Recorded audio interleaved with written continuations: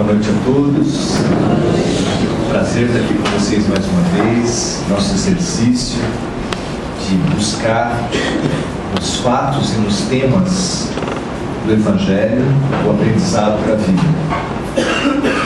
O Evangelho é a chave de casa. Nós precisamos voltar à casa do Pai e o Evangelho é a chave de casa. Nós temos usado ao longo desses 2000 anos, nós como humanidade, a chave de casa para muita coisa. Nós estamos usando a chave de casa para martelo, para furar a parede, para riscar, para fazer furo de todo tipo no chão, nas pedras. E quem faz isso com chave, quando vai tentar abrir a porta, acontece o quê? A chave está torta. Quando Moisés nos ensinou a não usar o santo nome de Deus em vão, era exatamente nesse sentido, e se repete isso no Evangelho. Nós temos que ter o cuidado de não usar o Evangelho, nós como humanidade, não usarmos o Evangelho em outros sentidos. É muito comum que hoje você veja gente usando o Evangelho para enriquecer. Isso acontece? Muito. Tem gente que usa o Evangelho para conseguir voto. Complicado. E a gente, quando fala desses desvios, a gente não está.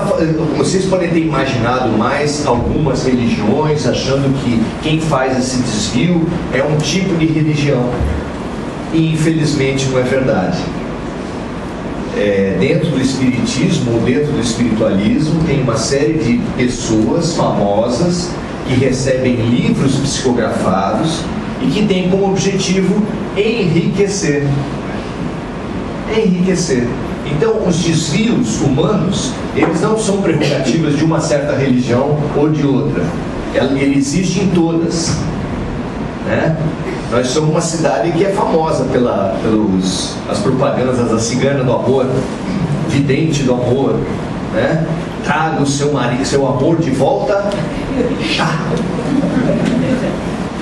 E isso é associado pela maioria das pessoas com o espiritualismo, com o espiritismo.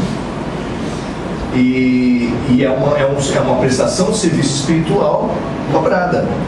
O comércio como qualquer outro. Então a gente não pode dar de dedo em outras religiões.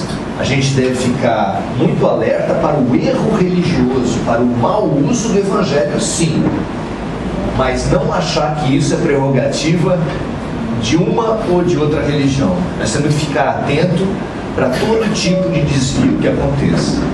E é muito importante mesmo, não para servir de polícia do mundo, mas para que serve olhar o desvio das pessoas, o erro dos outros? Para criticar? Para julgar? Para condenar? Para punir? É isso que tem feito a humanidade. Esse tipo de julgamento também estava lá nos 10 mandamentos, não julgarás. Mas tem um outro tipo de análise do comportamento humano que serve muito para a gente, que é quando a gente olha o problema do outro e pensa sobre si. Será que eu não faço nada parecido? Será que não existe também na minha religião, na minha família? Na família de vocês tem gente ruim? Não. Ah, que bom. Que bom. No time que você torce, tem pilantra? Tem torcedor marginal? Tem torcedor que marca briga pela internet, que quer quebrar o outro? Se você falar que não para todas essas coisas, a gente vai falar que você não tem espelho em casa. A gente faz uma vaquinha, você compra um espelho e quem sabe você consegue com o espelho refletir. O espelho serve para quê? Refletir. E aqui nós estamos na fé raciocinada. Nós estamos na fé raciocinada exatamente para fazer uma fé a partir da reflexão. Hoje o tema que nós vimos pensar é um tema muito importante na vida da gente, que deixa muita gente amargurada, que é o tema da diferença humana. Nós somos todos iguais? A gente luta muito pela igualdade. A mulher não lutou pela igualdade? Quando a mulher lutou pela igualdade, queria dizer que ela queria ser careca também? Queria dizer que ela queria conquistar o AVC. É isso? A mulher queria ter o AVC também? Ela não queria, mas ganhou isso. Era mais homem que tinha esse tipo de problema. Agora a mulher conquistou o direito de ter o AVC. Mesmo da calvície ficou mais comum também. Então, é claro que nós nunca seremos iguais. E por que será que nós não somos iguais? Você, quando vai olhar a diferença humana, que tanto intriga a gente, você muitas vezes fica com dúvidas, fica com um sentimento de injustiça na vida. Porque desde pequenininho, quando a gente começa a perceber alguma coisa, a gente começa a olhar para quem? Para se comparar com o irmão. Irmão é geralmente a nossa régua para a gente comparar e ver. Por que ele é assim, eu sou assado? Né? E a gente começa a pensar, se você teve um irmão ou se você teve doenças muito cedo, você logo começou a perguntar, por quê? Por que eu tenho doença e meu irmão nasceu sadio? Por que eu sou baixinho e o outro é alto? Por que eu sou feio e o outro é bonito? E a gente fica o tempo todo se comparando, porque a gente fica olhando as diferenças do ponto de vista humano. E do ponto de vista humano é isso. Quando vai para a escola, aí é que aumenta mesmo. Porque todas as diferenças aparecem na escola. Esse negócio de bullying é muito moderno, né? É um nome bonito para uma coisa que sempre aconteceu. Quem usava óculos era porque usava óculos. Quem era alto era porque era alto. Quem era baixinho porque era baixinho. Quem era gordo, quem era magricelo. Todo mundo era objeto de alguma espécie de bullying na escola. Por quê? Porque a escola é um ambiente competitivo, onde se pressupõe que todas as pessoas são iguais, se dá as mesmas lições para todo mundo, e quem tiver capacidade vai ter nota boa, quem não tiver capacidade vai ter nota ruim. É quase um esporte. A escola é quase um esporte. Põe todo mundo na risca e manda correr. Quem chegar em primeiro é melhor. Só que isso é justo? Todo mundo teve alimentação igual do 0 a 6 no Brasil? E está provado que essa diferença determina a capacidade da pessoa absorver o conhecimento, de ter uma capacidade de concentração. Todo mundo teve mãe professora em casa? Quem teve uma mãe analfabeta e que não só era analfabeta, mas uma família que não valorizava a escola, vai ter uma extrema dificuldade para conseguir cada ano, cada sucesso escolar para ela vai ser uma vitória muito maior do que o colega que tem uma mãe e um pai professores, por exemplo. É ou não é? E aí vai à escola e dá nota para todo mundo como se fosse todo mundo igual. O 4 da pessoa que mora numa favela e que tem uma família muito quebrada, uma família que não valoriza, que não dá nem uma caixa para onde colocar o material escolar, o 4 dessa pessoa vale mais do que o 9 da outra. Mas a escola vê tudo igual. Essa diferença mexe muito com a cabeça da gente, a diferença dos seres humanos. Se você tem uma criança portadora de necessidades especiais, quando você vê uma notícia de uma criança que foi abusada sexualmente dentro da família aos 5 anos de idade, 6 anos de idade, isso não mexe com você? Quando ouvi a notícia do Jorginho Guinle, eu não sei se vocês já ouviram falar da família Guinle. A família Guinle é uma família poderosíssima em Santos e no Rio de Janeiro. Eles conseguiram a concessão do Porto de Santos por 99 anos. Foi antes das docas e antes da Codesp. Mas eles eram uma família milionária. Quando eu soube que o Jorge Guinle, aos 70 anos de idade, 75, sei lá, foi trabalhar pela primeira vez,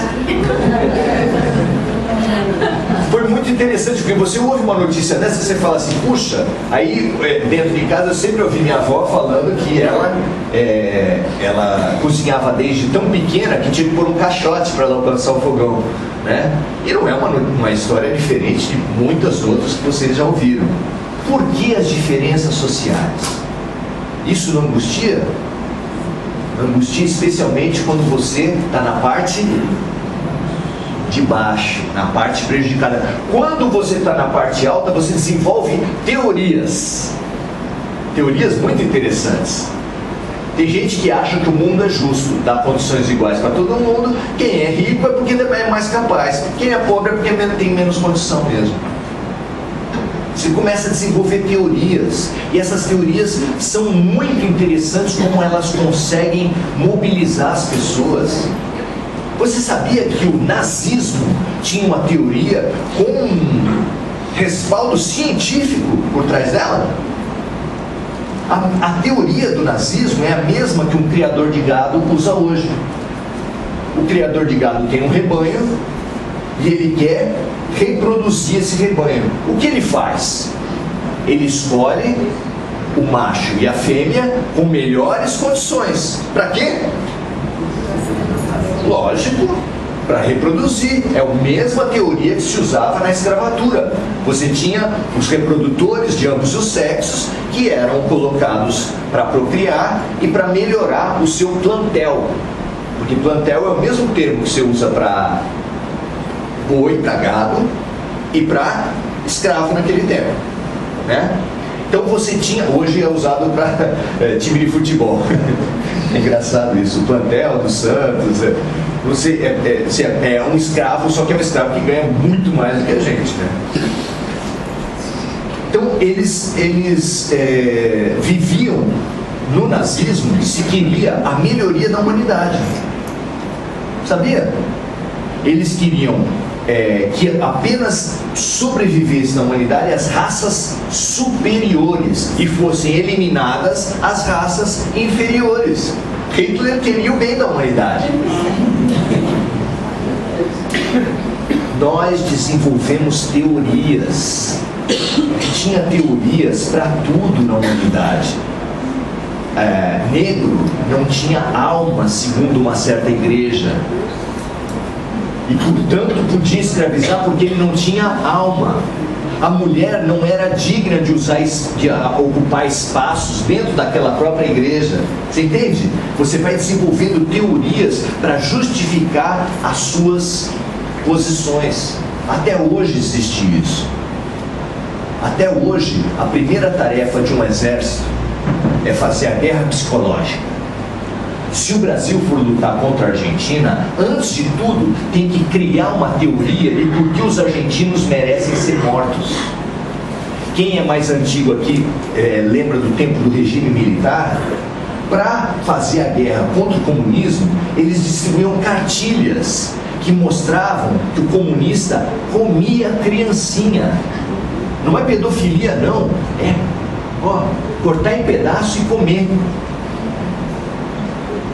Isso está na história, gente. É só você ver as cartilhas da TFP, Tradição, Família e Propriedade, que era desenvolvido e era colocado isso para todo mundo. Meu pai era militar, eu sei algumas coisas dessa guerra psicológica que você faz. Então a gente precisa tomar muito cuidado com as teorias que entram na cabeça da gente. Na China e em áreas rurais, ainda as famílias,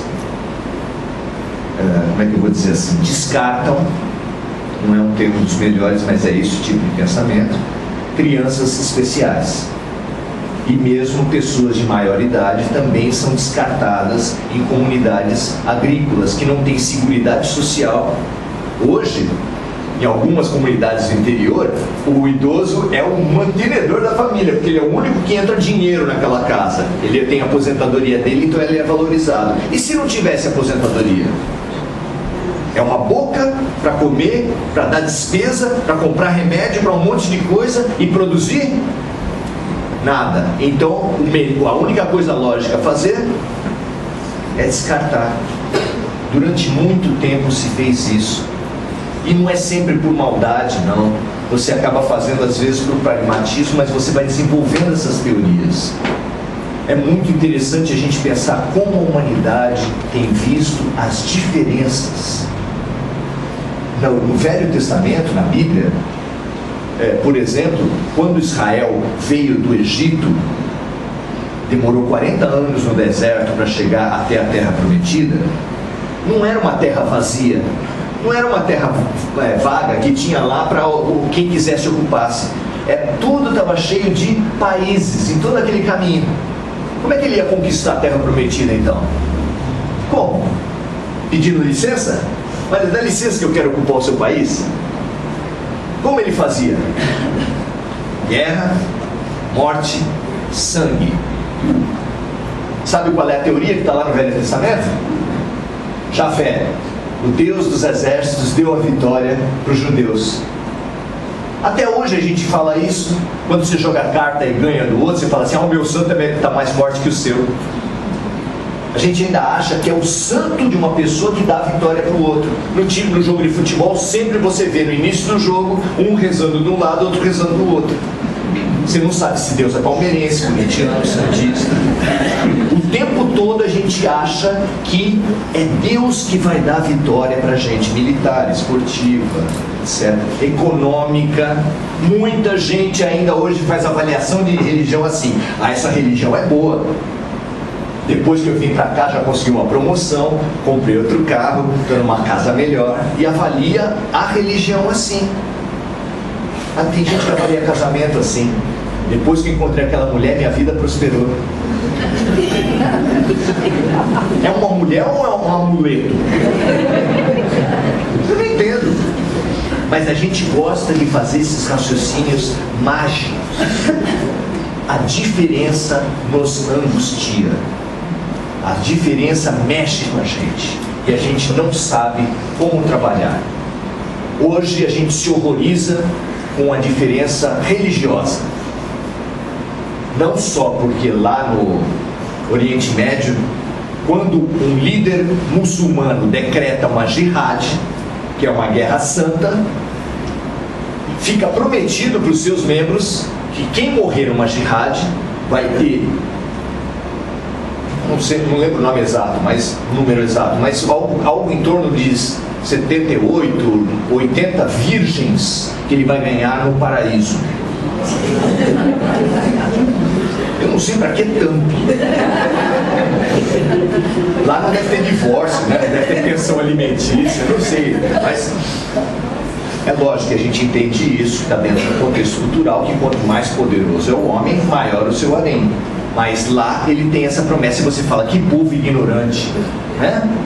Se você tem uma mínima noção de história, você sabe que por toda a Idade Média, o que aconteceu na Europa? As cruzadas. Qual era o esporte favorito no tempo das cruzadas? Matar muçulmano. Vamos lá matar muçulmano?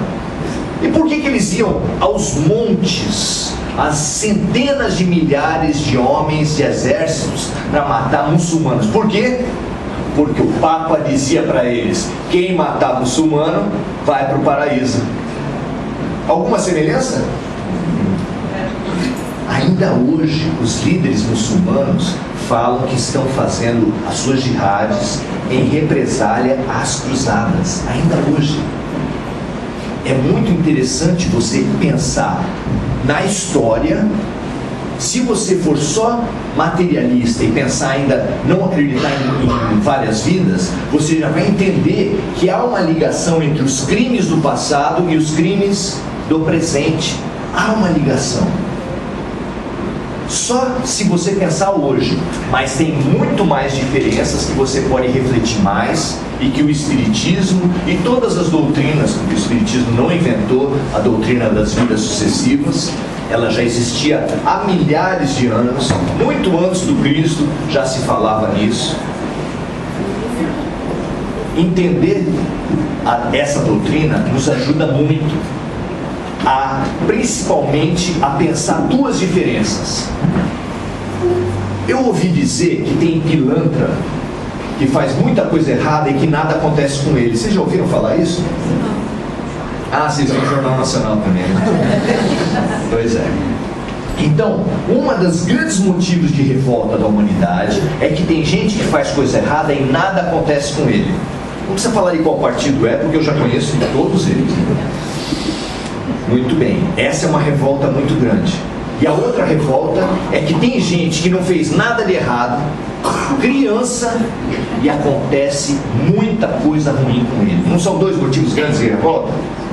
Pois quando você sai desse ponto de vista humano, que tenta fazer a competição, que tenta achar justiça só no imediatismo, quando você adquire o ponto de vista das vidas sucessivas, esses enigmas vão se solucionando. Vão se solucionando a ponto de um mesmo solucionar o outro, porque aquela pessoa, aquele espírito que passou uma vida toda errando e que não recebeu praticamente nenhuma consequência dos seus erros, foi porque Deus estava esperando o seu arrependimento, a sua reconciliação com os adversários e com os erros. Sempre acontece esse arrependimento? Não. Quando não acontece, o que Deus faz? Às vezes a pessoa nasce, quem usou mal a sua inteligência, usou para o mal a sua inteligência. Vocês estão fazendo associação com alguma coisa? Tem gente que usa para o mal a inteligência. Acaba sendo essa pessoa que usou para o mal a inteligência, que não recebeu praticamente nenhuma resposta, nenhuma punição dos seus problemas, pode ser a mesma criança que nasceu com o cérebro danificado numa paralisia cerebral, num autismo, numa doença de nascença, e que a gente fica revoltado, a gente fica injuriado, a gente fica amargurado. Há brigas de casais cujo filho foi especial. Por quê? A culpa é sua, um acusando o outro, tentando achar quem foi que errou para ter uma criança excepcional em casa, quando na verdade é impossível. Vamos entrar num acordo. É impossível acreditar num Deus bom e justo se uma criança, sem ter feito nada de errado, pode já ter um problema de nascença. Quem tem um problema de nascença errou quando? Na barriga da mãe. Aí você imagina, na barriga da mãe, qual o grande erro que uma pessoa pode cometer? Dá alguma ideia aí. A pessoa fez o quê? Fez corrupção na barriga da mãe? Estuprou alguém? Roubou? Assassinou alguém? Nem se tivesse gêmeos lá. Não dá, é impossível. A única maneira de nós nos reconciliarmos com a justiça de Deus e podemos levantar alguns véus sobre as diferenças sociais, só tem uma maneira: a vida não começa no berço e não acaba no túmulo. Só assim você consegue resgatar a ideia de uma justiça divina. Sem isso, como? A pessoa tem lá um grande problema, morreu o seu filho. É uma dor pequena? Uma dor imensa. Você vai num sacerdote que só acredita numa vida só, numa doutrina, e vai perguntar: por que o meu filho, se era um garoto bom, se tinha esses e aqueles projetos, esses e aqueles hábitos positivos, por que o meu filho? E a resposta é: porque Deus quis. Era a tua última chance de manter uma esperança. Você recorreu na fonte de toda a bondade e de toda a justiça, que é Deus. Aí você vai no representante de Deus e fala assim: não, eu quero entender, eu quero resgatar, eu quero compreender onde está a bondade e a justiça. E aí você vai entender que a fonte da bondade e da justiça é injusta. O que acontece? Acordou de mau humor, resolveu matar teu filho, e não outros que estão no tráfico de drogas, que estão abusando, que estão corrompendo, que estão matando. É isso? Como entender Deus? Como é possível entender Deus? Essa pergunta vai distanciando, vai nos colocando de costa para Deus, e a gente não tem como resgatar. intelectualmente. Quem pensa não acredita em Deus. Não é isso que acontece com as ciências? Hoje a grande parte dos cientistas se orgulham de ser ateus, materialistas ateus, porque quem pensa não acredita em Deus. Esse negócio de acreditar em Deus é coisa de gente primitiva. Porque não há bondade e justiça divina para quem acredita na existência em apenas uma vida. A vida é o caos. Tem gente que nasce com paralisia. O que o médico explica quando o teu filho é excepcional? Minha senhora, a senhora tinha uma carga genética X, o seu marido tinha uma carga genética Y. O cruzamento dessas cargas genéticas tinha uma possibilidade de 75% de chance de nascer uma criança excepcional. Aí você volta para casa e pode finalmente chamar o seu filho especial de azar. Acaso. Você está bem melhor, não é verdade? Vai chamar o filho de azar. Ô meu azarzinho. Ou azarzão, que a tarefa é árdua. Como fazer? Como carregar essas diferenças? Como entender esse tipo de coisa? Daí você começa a entender as vidas sucessivas e você encontra essa chave e você fala, puxa, como fala uma amiga minha, Deus não mata mais a chave, hein? Caramba, a pessoa fez uma coisa de errado, já vem nessa vida, já quebrado, já acontece, absurdo. É a vingança de Deus. É olho por olho e dente por dente. Mas aí você começa a ter alguma noção de Jesus Cristo, e ele fala assim, como é possível que Jesus mandou nós perdoarmos 70 vezes 7 e Deus mesmo não perdoa nunca? Ele pega qualquer coisa aí, pune as pessoas. Como é que é isso? Como é que Jesus falou que a gente deve aprender pelo amor? Como é que o mandamento pode ser de amor com esse Deus que o Espiritismo, quem começa a entender, pode achar que o Espiritismo está justificando a vingança de Deus, está apresentando um Deus da vingança, quando Jesus apresentou um Deus de amor. Então o Espiritismo não pode ser cristão. Não dá essa impressão? Às vezes você lê um romance espírita, você fala, nossa, é olho por olho, dente por dente. O cara fez, paga, fez, pega, paga, a vida dele acaba. Será que é assim? Hoje a gente é chamado para fazer um pouco mais de entendimento, levantar um pouquinho mais o véu da ação de Deus, da importância da diferença no projeto pedagógico de Deus. Não é possível a gente esgotar um tema como esse, mas alguma coisa a gente consegue pegar. O que você acha de construir um prédio, por exemplo? Dá para construir um prédio com seres humanos iguais? Imagina aí, você juntar 50 engenheiros e vai construir um prédio. Eles começam a sentar tijolo, vai dar certo? O azulejo que eles colocarem no chão vai ficar bom? Vai dar tudo errado. 50 ajudantes geral, é o mestre de obras, o servente pedreiro, para erguer um prédio, do projeto até lá em cima, vai dar certo? Não. A diferença, ela é fundamental para a gente aprender uma lição. Qual é essa lição? Ora, gente, saindo do campo do trabalho, que é um campo onde o ser humano é chamado a aproveitar as diferenças para poder trabalhar melhor e construir a sua vida, a sua civilização. No outro campo da sexualidade, por exemplo, há inúmeros animais que eles têm um tipo de reprodução assexuada. Mas lembra da sexta série? Todo mundo aprendeu isso, né? Não é necessário ter dois sexos para uma espécie se reproduzir. Por que Deus criou nós com dois sexos diferentes? Porque mulher pode falar muito mais de homem. Homem pode falar muito mais de mulher. Mas se nós brigar de vez, acabou. Se nós brigar de vez, acabou a humanidade. Nós somos obrigados a nos associar de alguma forma, certo?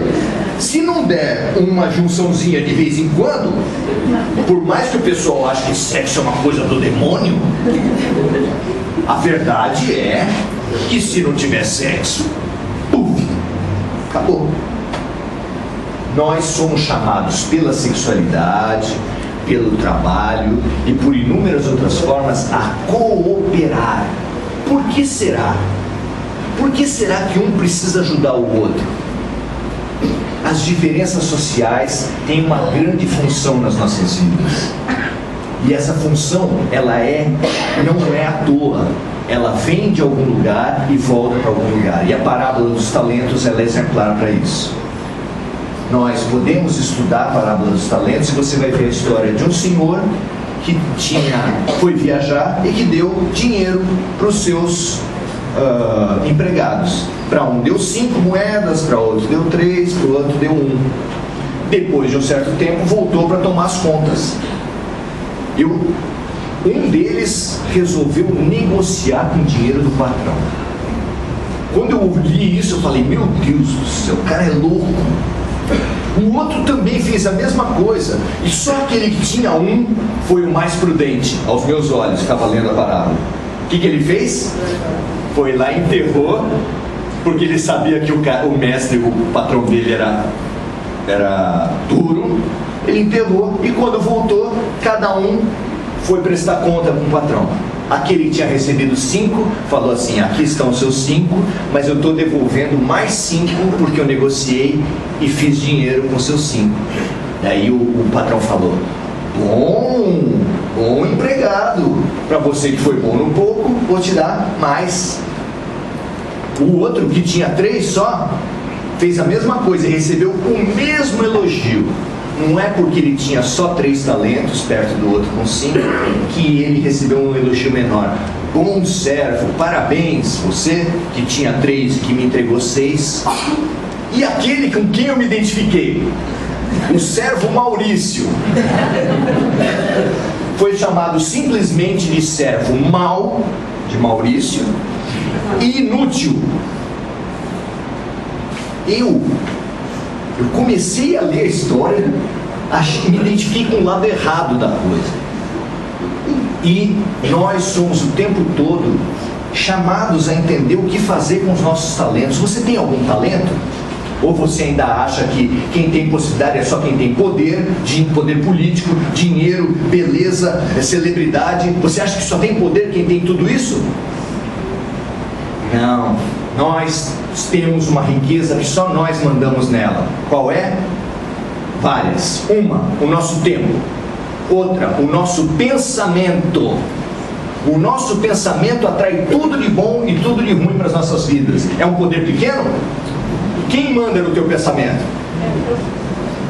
Nós temos riquezas enormes. E a gente um dia vai precisar usar essa riqueza em favor do outro, em favor da coletividade, usar para o bem, usar para melhoria e para o aprendizado. Como você tem usado as suas diferenças? Para invejar os talentos do outro. Gisele Bündchen, a gente fica olhando o Neymar, 14 anos de idade, ganhando 40 mil reais. Se alguém ganha aqui 40 mil, parabéns.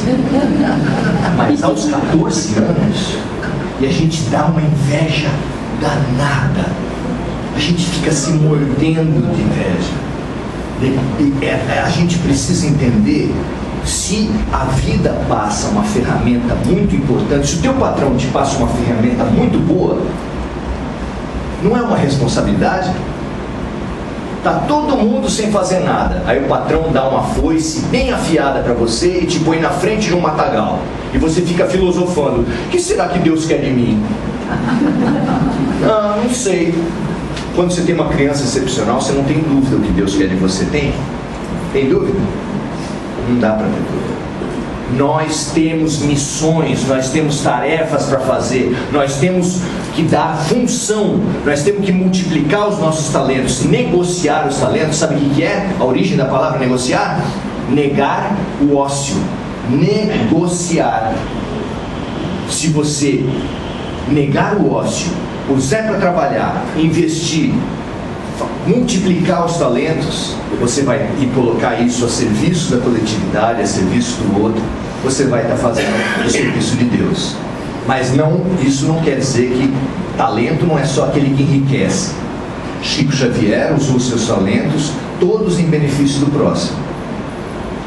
E não enriqueceu nada. Morreu pobrezinho. Francisco de Assis também, Madre Teresa também, Irmã Dulce também. Zilda Arnes morreu num terremoto. Amor, isso está falando do concorrente.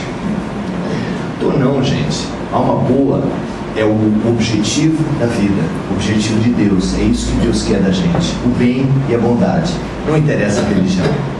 Então que a gente aprenda a usar os nossos talentos para nos melhorarmos e para ajudar a melhorar quem estiver em volta. É para isso que serve a diferença, e não para reter a gente na inveja, na raiva, na luta e na guerra. A guerra dos sexos, a luta de classes, todas as diferenças são motivos de ódio para a gente. Será que não está na hora das diferenças serem motivos de cooperação, de solidariedade e de amor? Obrigado.